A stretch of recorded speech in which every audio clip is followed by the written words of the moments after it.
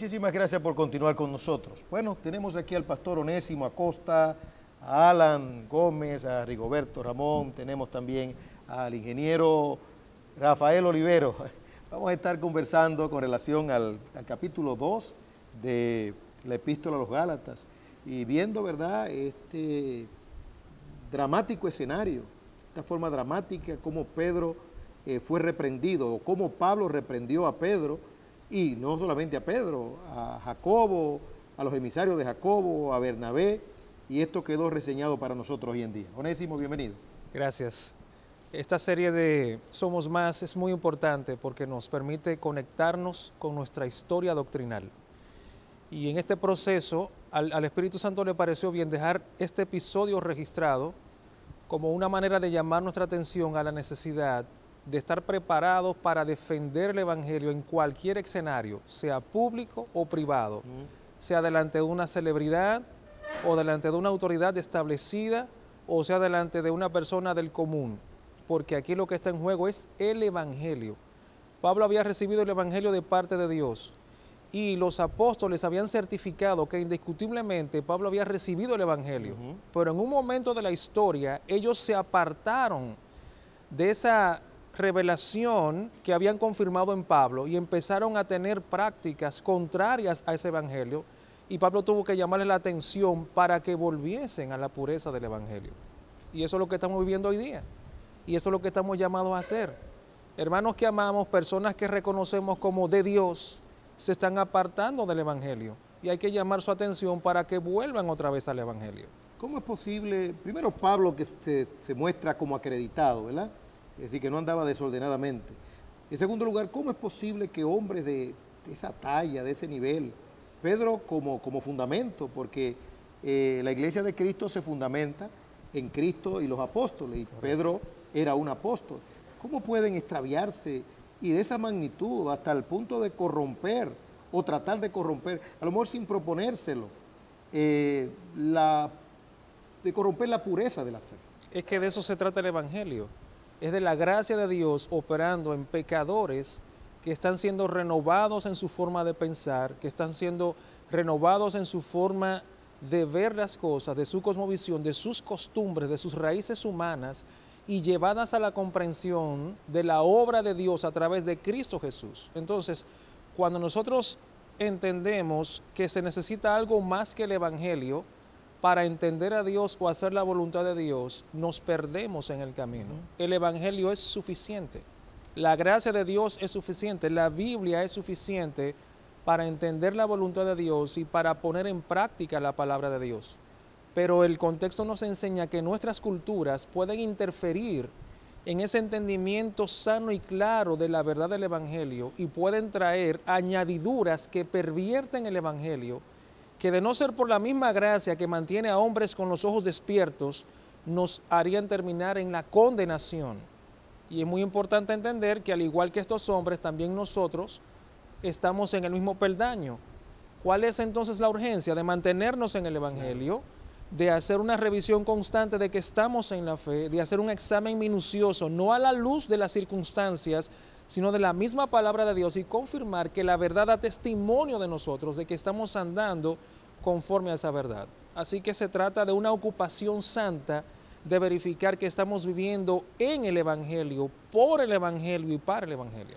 Pastor Alan, usted bien destacó en un momento donde los pastores y diáconos estábamos conversando del consejo de Dios, que no fue necesario que Pablo aplicara en ese contexto Mateo 18, y también observar la multitud, la gran cantidad de personas que estaban siendo contaminadas por la conducta de Jacobo, de Pedro y aún hasta de Bernabé.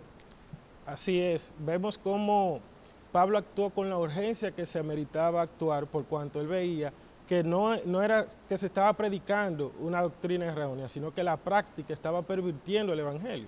Entonces, como bien usted estableció ahora y recordó, Mateo 18, aun cuando de alguna manera nosotros como iglesia, y muy especialmente usted, ha aplicado esos procedimientos a la luz de las herejías que se están presentando hoy día en las iglesias, sin embargo, no hay necesidad, porque nosotros estamos cursando por el mismo caso que estaba pasando el Evangelio en este momento, cuando Pablo tuvo que reprender a Pedro, y dice claramente que él lo hizo en público, y no solamente lo reprendió en público, sino que lo escribió para que fuera un testimonio de cómo se debe actuar en ocasiones como esta. Es extraordinario, tremendo. Y las implicaciones de esto, la cristiandad iba a ser afectada a través de la historia. Así es. Me llama la atención mucho, el apóstol el apóstol Pedro, no es la primera vez que nosotros vemos en las Escrituras que él de alguna manera hace de simulador, porque cuando Cristo estuvo también preso en el patio de los sumos sacerdotes, él simuló no estar con ellos por temor también. Pero hay algo que se da, que es común en todo creyente. Él vuelve sobre sus pasos, en esa ocasión él lloró amargamente, sí. Otra vez él vuelve y las Escrituras presentan cómo él se arrepiente y hasta en sus cartas alaba a Pablo. Y da la casualidad que la herejía que se levanta ahora está atentando con una doctrina que el mismo apóstol Pedro presenta en su primera carta. Nosotros hablamos mucho de la perseverancia de los santos, pero aquí se está atentando contra el poder y la justicia de Dios. En su primera carta el apóstol Pedro dice cómo nosotros hemos sido por el poder de Dios renacidos, hemos sido renacidos para una esperanza viva, y dice que somos preservados por el poder de Dios mediante la fe para alcanzar la salvación que se nos ha sido preparada para los tiempos postreros. Y uno dice, pero si ya yo fui, porque se habla de un nuevo nacimiento aquí, nací ya, yo experimenté el nuevo nacimiento, ¿por qué Dios tiene que preservarme a mí para una salvación como si yo tengo que alcanzarla?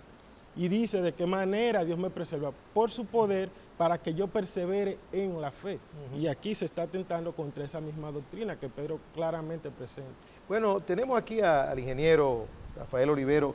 ¿Cómo se puede conjugar este asunto de lo que se dice y lo que se quiere decir? Porque de seguro que Pedro siguió predicando la palabra, todo el consejo de Dios, pero había un veneno, que era la conducta que estaba asumiendo de discriminación, ¿verdad? Porque no se juntaba con los gentiles que no se habían circuncidado. Bueno, esto está claro en las Escrituras también, porque Pedro evidentemente tenía un problema de seguridad. Él estaba apartándose de la verdad, porque quería congraciarse, digamos así, con aquellos que estaban ahora en ese tiempo en el poder. Era una persona que con su actitud estaba inclusive contaminando a otros y arrastrando. Dice que también Bernabé fue arrastrado a esa misma situación. Nosotros sabemos que, por ejemplo, en esta palabra de Dios, en Tito, Pablo le dice a Tito que hay hombres que predican lo que no conviene y arrastran casas enteras a eso. Y eso estaba pasando también. Pero también le dice a eso, repréndelo duramente. ¿Qué es lo que tenemos que hacer? ¿Qué fue lo que hizo Pedro? Lo reprendió duramente. Con verdad se corrige el pecado. Y nosotros tenemos que saber que Pablo hizo eso en ese momento para corregir a Pedro. De todas maneras, la iglesia no se puede quedar callada ante lo que está pasando ahora, porque nosotros tenemos el poder de Dios para hacerlo. Dice Timoteo que no podemos tener temor. Dios no nos ha dado un espíritu de temor, sino de amor, de dominio propio, para predicar la verdad. La verdad de Dios es aquella que derriba toda teología y toda doctrina humana. Nosotros tenemos que exponerlo ante la actitud de aquellos que se han desviado de la verdad. Hombres que empezaron bien, se han ido desviando, lo mismo que le estaba pasando a Pedro. Si no surge una voz que los llama, probablemente sigan y se pierdan, pero por amor a ellos y por apego a la verdad y el sacrificio de nuestro Señor Jesucristo, la iglesia tiene que levantar su voz. Claro que sí. Eso es así. Claro que sí. Continuamos aquí con Rigoberto Lorenzo. Qué bueno que estamos juntos aquí. La conducta de Pedro debió ser reprendida por el apóstol Pablo, ¿verdad? Porque si no se reprendía, esto se podía convertir en algo contaminante. No, definitivamente. Vemos en primer término cómo Pablo, de una manera férrea, hace una defensa férrea ante una situación, una dualidad de comportamiento de parte de Pedro, puesto que éste quería complacer tanto a los gentiles como a los judíos. Entonces, Pablo, como un buen centinela de la verdad, llama su atención y lo corrige en la verdad. Lo corrige en la verdad, porque como bien dice Pablo en el mismo libro de Gálatas, todo aquel que ha muerto y ha sido crucificado con Jesucristo debe morir al pecado. Y eso era lo que precisamente estaba practicando el apóstol Pedro en ese entonces, el pecado, de hecho corrompiendo a otros en la verdad. Y de una manera extraordinaria y valiente, Pablo llama su atención y lo corrige. En el ámbito jurídico no se escapa, no se escapa. El juez, a la luz de lo que establece la ley, puede verse corrompido por algunos argumentos, digámoslo, alejados de la verdad, pero bien argumentados. Es por esto que el juez debe ser ese centinela de la ley, debe salvaguardar el espíritu de la ley, pues como decían los romanos, lex dura lex, la ley es dura, pero es la ley y debe cumplirse en su justa dimensión. Rigoberto, tú eres maestro universitario, te exponen estudiantes de Derecho a tus cátedras, ¿verdad? ¿Cómo le transmitimos a ellos la necesidad de condenar lo malo, aunque no se procese a alguien, ¿verdad? Por ejemplo, el caso del aborto es malo, no se debe hacer. El caso del suicidio es malo. Pero si de antemano decimos, por ejemplo, hay perdón para el que aborta, o hay perdón para el que se suicida, jurídicamente hablando, dentro de lo que es la pedagogía de la jurídica, ¿acaso no se motiva eso a hacer lo malo? Mira, es una situación bien retante, definitivamente, pastor, definitivamente.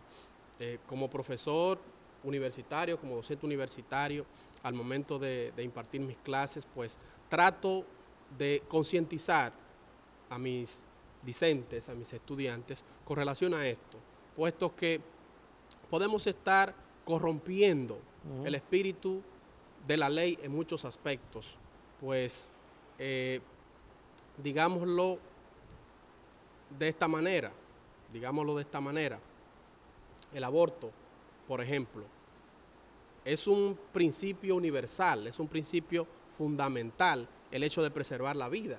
Está consagrado en nuestra Constitución, pero está contemplado en muchísimos acuerdos internacionales, de los cuales nosotros somos signatarios. Entonces, habría que encaminarse a ser abanderados de la propia Constitución, de nuestras leyes, y apostar a la vida, puesto que Dios nos los ha regalado y no nos pertenece. Este Dios, en tal virtud no podemos nosotros decidir quitarnos la vida en un momento determinado o quitársela a alguien en el caso del aborto. Y la censura, que es la pregunta que hago, ¿no? El hecho de no censurar algo, se sobreentiende que se promueve, porque lo que la ley no condena, está permitido. Lo permite. Así mismo es. Sí, gracias Rigoberto. Pastor, finalmente, ¿qué cosas podemos puntualizar con relación a ese episodio, ¿verdad? Habiendo escuchado a Rigoberto y habiendo escuchado al ingeniero Olivero? Me parece interesante resaltar que ellos estaban de acuerdo en los fundamentos. El problema era en la práctica.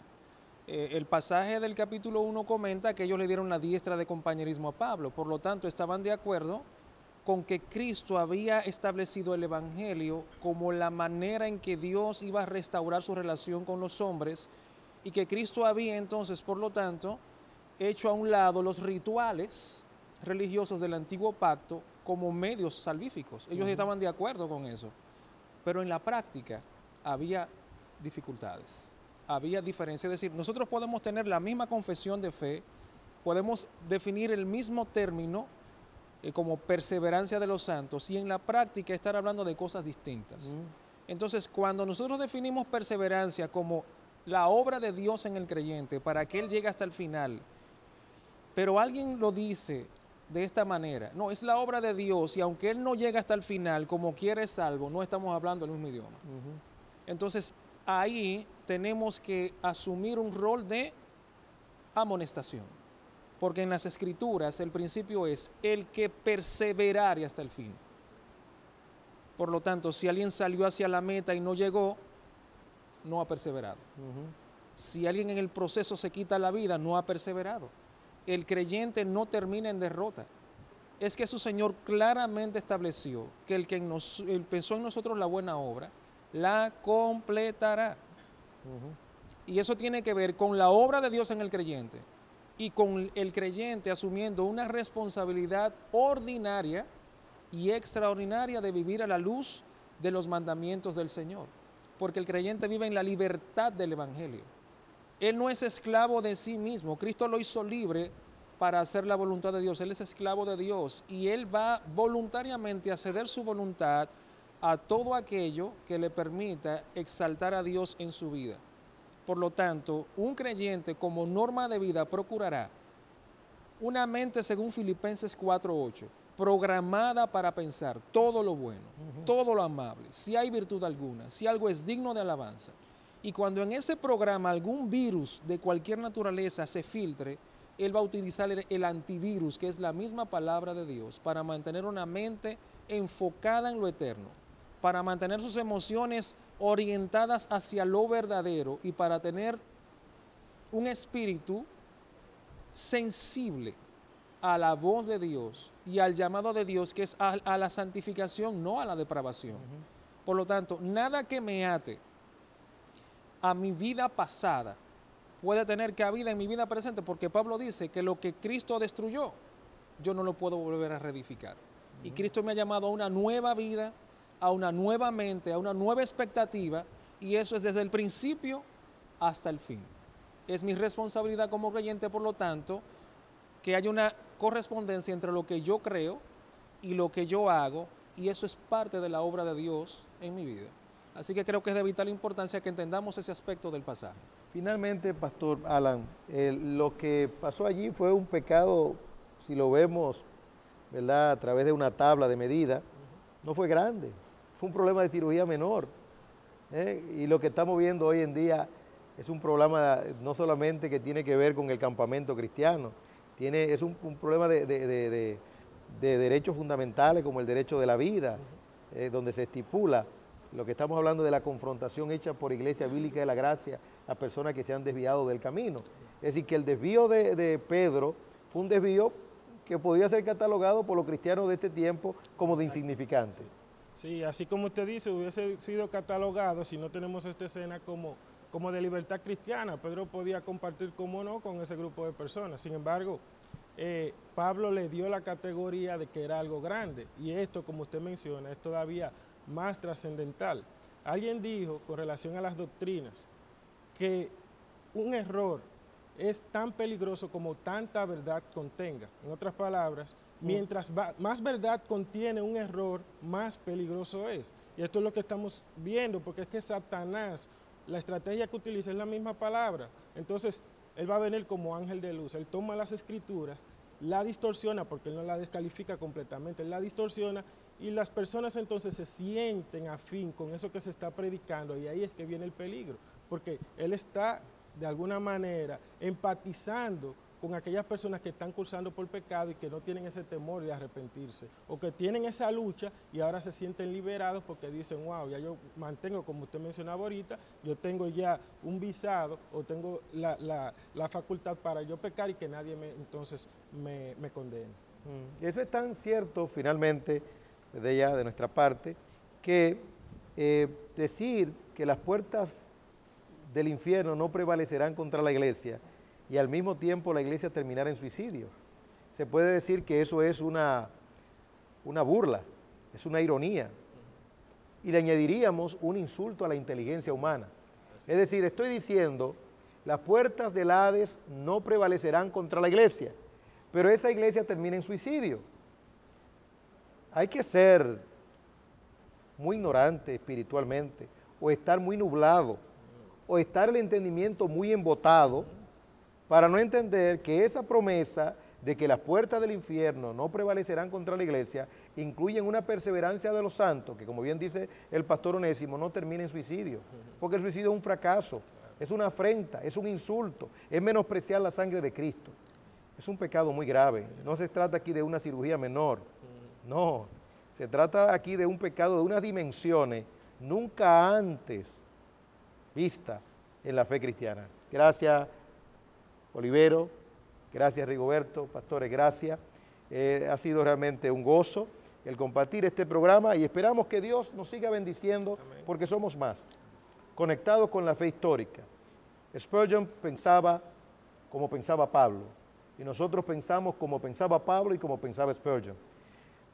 Calvino pensaba como pensaba Pablo, y nosotros pensamos como pensaba Calvino.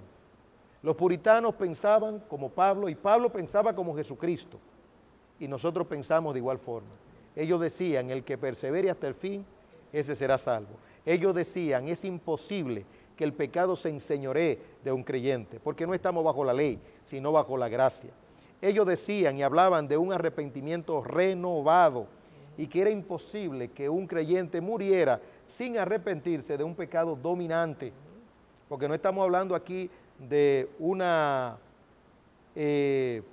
confesión al estilo de la iglesia papista, que se necesitaba en un momento de pérdida de la memoria, que viniera un sacerdote y le aplicara la extrema unción. No se trata de eso.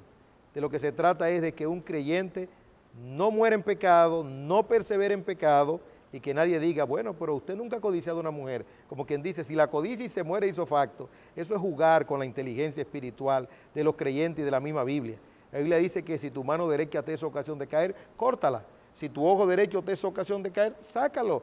En otras palabras, un verdadero creyente debe estar despierto todo el tiempo en sentido espiritual. Y alguien dirá, ¿y realmente un cristiano puede estar siempre despierto? Bueno, eso es lo que dice la Biblia, que siempre tiene que estar despierto y que en sin santidad nadie verá al Señor. Que la paz de Dios sea con usted, gentil televidente, y con toda su familia.